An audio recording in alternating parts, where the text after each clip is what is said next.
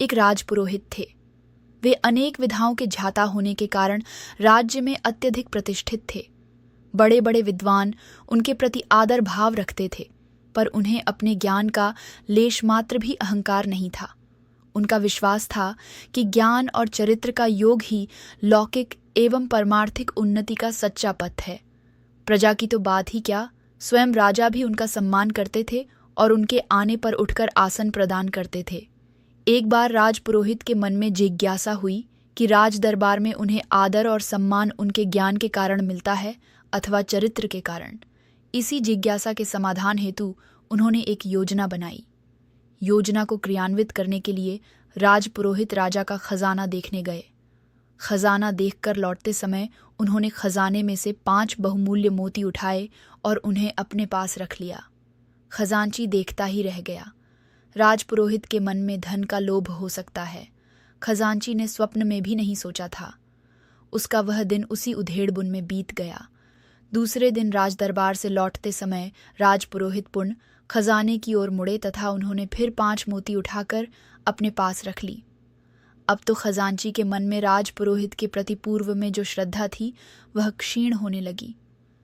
तीसरे दिन जब पुनः वही घटना घटी तो उसके धैर्य का बांध टूट गया। उसका संदेह इस विश्वास में बदल गया कि राजपुरोहित की नीयत निश्चित ही खराब हो गई है। उसने राजा को इस घटना की विस्तृत जानकारी दी। राजा को इस सूचना से बड़ा आघात पहुंचा। उनके मन में राजपुरोहित के प्रति आदर भाव की जो प्रतिमा पहले से प्रतिष्ठित थी वह चूर चूर होकर बिखर गई। चौथे दिन जब राजपुरोहित सभा में आए तो राजा पहले की तरह न सिंहासन से उठे और न उन्होंने राजपुरोहित का अभिवादन किया, यहाँ तक कि राजा ने उनकी ओर देखा तक नहीं। राजपुरोहित तत्काल समझ गए कि अब योजना रंग ला रही है। उन्होंने जिस उद्देश्य से मोती उठाए थे वह उद्देश्य अब पूरा होता नजर आने लगा था। यही सोचकर राजपुरोहित चुपचाप अपने आसन पर बैठ गए। राजसभा की कार्यवाही पूरी होने के बाद जब अन्य दरबारियों की भांति राजपुरोहित भी उठकर अपने घर जाने लगे तो राजा ने उन्हें कुछ देर रुकने का आदेश दिया। सभी सभासदों के चले जाने के बाद राजा ने उनसे पूछा, सुना है आपने खजाने में कुछ गड़बड़ी की है? इस प्रश्न पर जब राजपुरोहित चुप रहे तो राजा का आक्रोश और बढ़ा। इस बार वे कुछ ऊंची आवाज में बोले, क्या आपने खजाने से कुछ मोती उठाए हैं? राजपुरोहित ने मोती उठाने की बात को स्वीकार किया। राजा का अगला प्रश्न था, आपने कितने मोती उठाए और कितनी बार? राजा ने पुनः पूछा, वे मोती कहाँ हैं? राजपुरोहित ने एक पुड़िया जेब से निकाली और राजा के सामने रख दी, जिसमें कुल 15 मोती थे। राजा के मन में आक्रोश, दुख और आश्चर्य के भाव एक साथ उभर आए। राजा बोले, राजपुरोहित जी, आपने ऐसा गलत काम क्यों किया? क्या आपको अपने पद की गरिमा का लेश मात्र भी ध्यान नहीं रहा?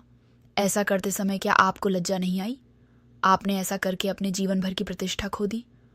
आप कुछ तो बोलिए, आपने ऐसा क्यों किया? राजा की अकुलाहट और उत्सुकता देखकर राजपुरोहित ने राजा को पूरी बात विस्तार से बताई तथा प्रसन्नता प्रकट करते हुए राजा से कहा, राजन, केवल इस बात की परीक्षा लेने हेतु कि ज्ञान और चरित्र में कौन बड़ा है, मैंने आपके खजाने से मोती उठाए थे। अब मैं निर्विकल्प हो गया हूं। यही नहीं, आज चरित्र के प्रति मेरी आस्था पहले की अपेक्षा और अधिक बढ़ गई है।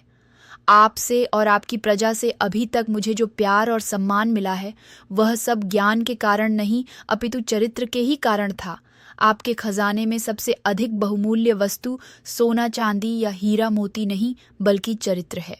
अतः मैं चाहता हूं कि आप अपने राज्य में चरित्र संपन्न लोगों को अधिकाधिक प्रोत्साहन दें ताकि चरित्र का मूल्य उत्तरोत्तर बढ़ता रहे।